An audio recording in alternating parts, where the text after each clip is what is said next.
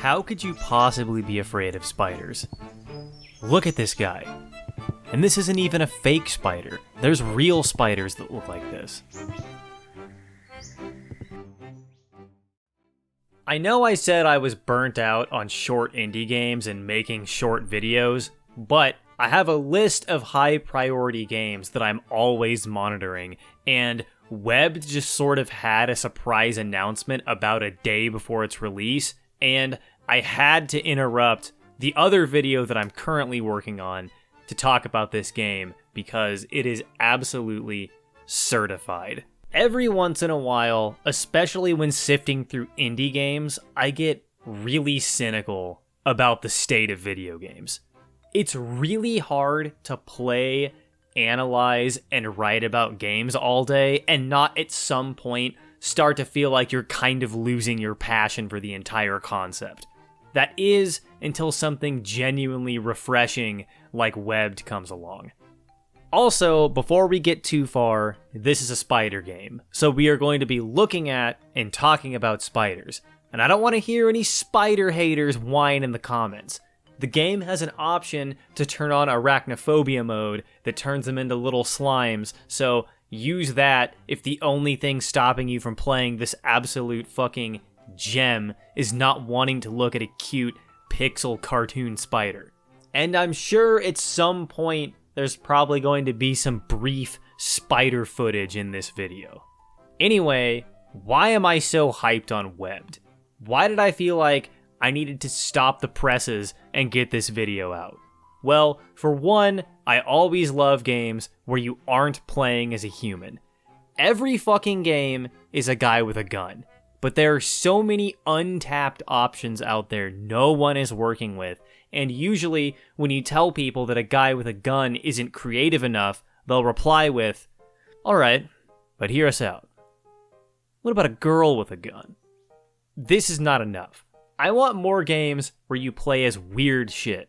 And I'm especially sympathetic to games where you play as some sort of insect or bug, because I'm a huge bug nerd and have been my entire life. My dream job as a child was an entomologist, and that is a real fact.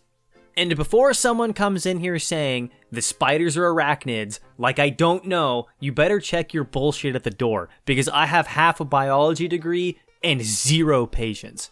You think I don't know that this little 8-legged bastard isn't an insect or a bug? You really think I don't know the difference between the colloquial use for bug and the scientific definition of a true bug? I'm doing a presentation here. I'm presenting information to the everyman in a digestible format. This is why I have the YouTube channel and you're commenting on it.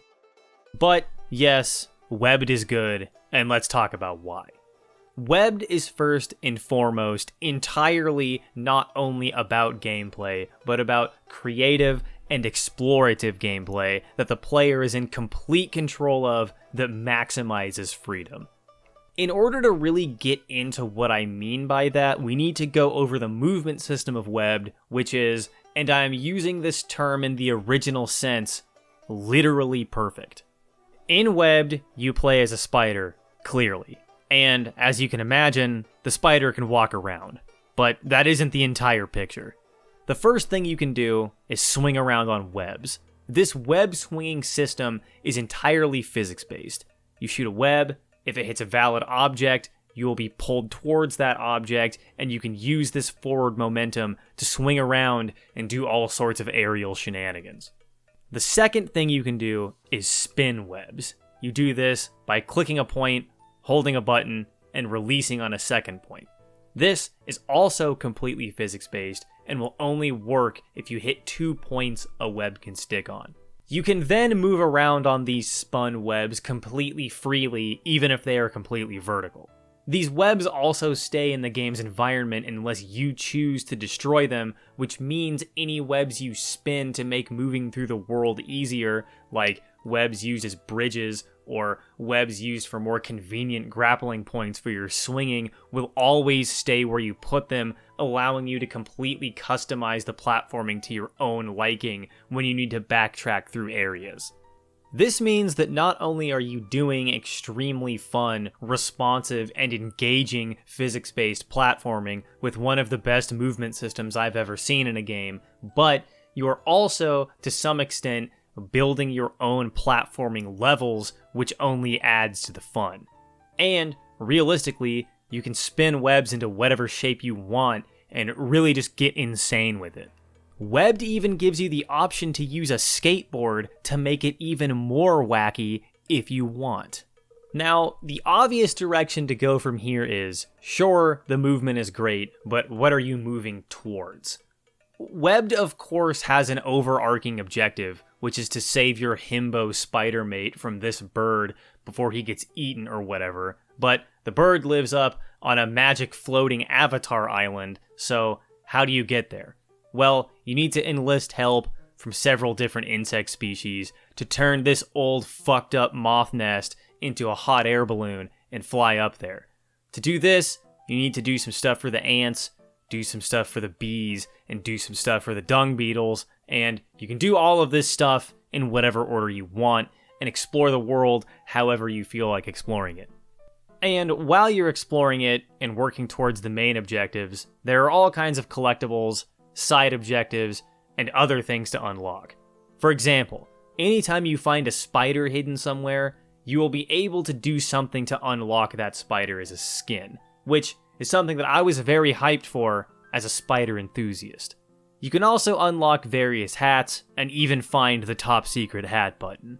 Collectibles range from baby spiders to fruit flies that you can take down using advanced web sniping tactics, and all of these will usually go towards unlocking some sort of hat or skin. The entire game is filled with different items and incentives to make the player want to use all of those extremely engaging movement mechanics to move over every single square inch of the game and find every single secret and take in everything that this relatively short experience has to offer. The puzzles in Webbed also take on a similar creative vibe. Figure out how to use your webs and the game's physics engine to lift this gear into place. Figure out how to web up this lever to this gear so that you can progress through this set of pistons. And all of this problem solving can be approached in whatever subtle ways the player thinks are best. All of this gameplay would be fun basically no matter what the game's world was like, but Webbed is also topped off with some fun bug world building and a great, smooth, colorful pixel art style that really ties the entire experience together.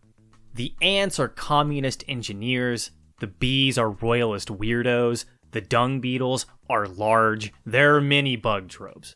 There are also different references to some of the more obscure biology of spiders. Like, for example, when you go underwater and you have this little air bubble and can move around freely, there is literally a spider that can do that. And as is usually the case nowadays, this entire package is tied up with a charismatic soundtrack.